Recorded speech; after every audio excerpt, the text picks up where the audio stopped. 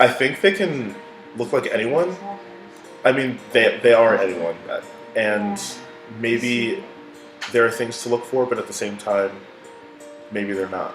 Well, it could look like anyone, any race, age, class, sexuality. I think a domestic violence survivor is literally anyone, because anyone could be a victim to domestic violence. It could honestly look like anyone walking down the street. It could be me, it could be your best friend. You never really would know. Like maybe they survived a bruise on their face or something like that, but in general it could be anybody. There's no real indication. The media tends to portray it as there's one type of person who you think is always in a domestic violence situation. It's like a white female being abused by her husband, and that's not really the case.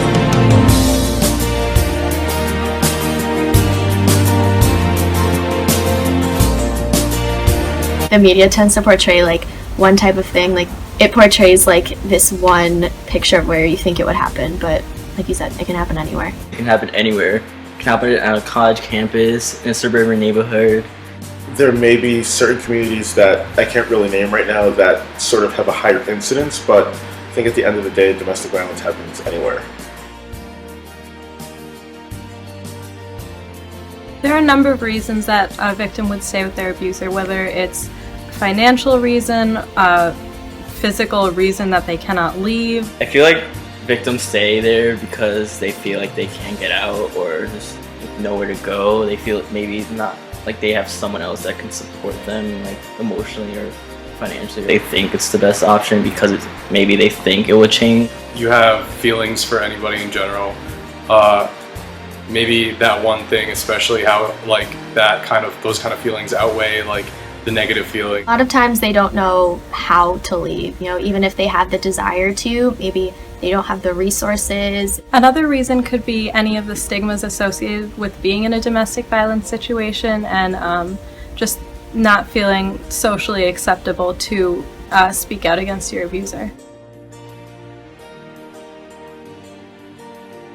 Not only do they have fear for themselves, but especially after they escape that sort of horrific environment, sometimes they still don't feel safe, and once they tell someone else, especially someone of authority, they have responsibilities that they have to carry out, and sometimes the victim might feel more at risk knowing that they're going after the person that hurt them. Sometimes the police force may not always take this seriously, and especially people who are in minority groups like trans individuals, they might fear retaliation from the people that they're trying to reach out to for help. Just because maybe they think it won't ever happen again, it's just a one-time occurrence, or they hope that it would change so they don't have to go through the legal process of all of that. I feel like that they may not think that it's that extreme to call the police, even though it might be. Absolutely, and I think that American and secular society sort of paints a picture against that, but I absolutely believe man could be a victim of domestic violence. A man can be a victim of domestic violence. It doesn't always have to be the stereotypical man abusing a woman. Yes, he can, because anyone can be a victim to domestic violence, doesn't matter the age, sex.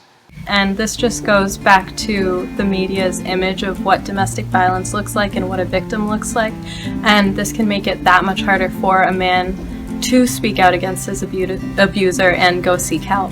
I think that men could be a victim of domestic violence because not all relationships, first off, are men and women.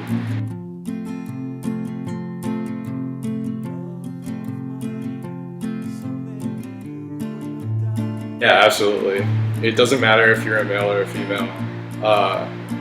It really depends on the kind of person who you are, and sex doesn't really determine that. It can happen to anyone, anywhere. There's no one way where domestic violence occurs, and it can happen in same-sex relationships as well. I think the media, while very generic, can be very tricky because while they perpetuate this very particular type of look for someone who has been a victim of domestic violence, they want people to believe that those are the only type of people who experience domestic violence. You have to have the hair, you have to have the scars, you have to look a certain way, you can't be smiling, you have to look like you're tired, when in reality more people than they feel comfortable or they want people knowing experience domestic violence. Because of like quote unquote like stereotypes, like it's always like pictured as like a female, and that's just how it goes. Like it's, I guess, easier because of like gender stereotypes and things like that for it to just happen like that one certain kind of like look to it, even though it can happen to anyone. All media sources tend to be a bit dramatic, and they tend to just look for the wow effect of someone. So if you have a picture of a woman with bruises all over her face and a black eye running away, it's obviously going to give much more of an effect than a woman just sitting there fully clothed, no bruises or anything, even though they may be both victims of domestic violence. Psychological damage. Not necessarily only is the physical harm to a person detrimental, but how that person's mind has changed and how the abuser has damaged that person in a way that may not be fixable. Oh, there are a bunch of different types of abuse. There's physical abuse, Emotional abuse, Maybe beating someone up, kicking someone, things like that, sexual abuse, emotional abuse, verbal abuse. putting someone down. And there's also isolating someone. There's a million different ways that it can show up in a relationship.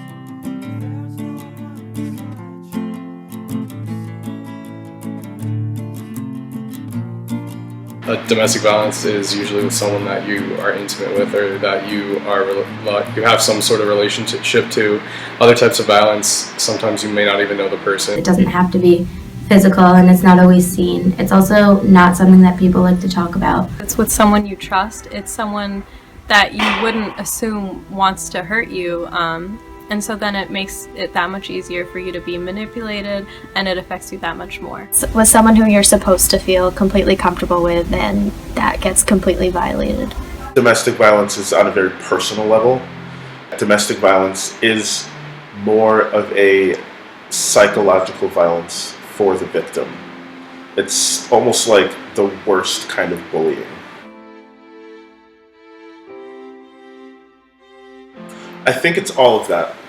To varying degrees. The first point you mentioned about the patriarchal society, I think, has a major influence because when you look at many cultures past, it's been about repressing a certain type of person while someone else has control over them and they want to keep that power no matter what. And then the other points you mentioned also have a major influence. Well, domestic violence can happen anywhere. It doesn't have to be a poor family. It doesn't have to be a rich family.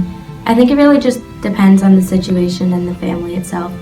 Even though we might not like to think of it, we're still in a patriarchal society. We're still in a society where male dominance is a real thing, and women are usually the underdog or the ones who are being repressed. And I think that has a huge influence on the way that people are viewed and the way that people are treated, whether it be the male or the female.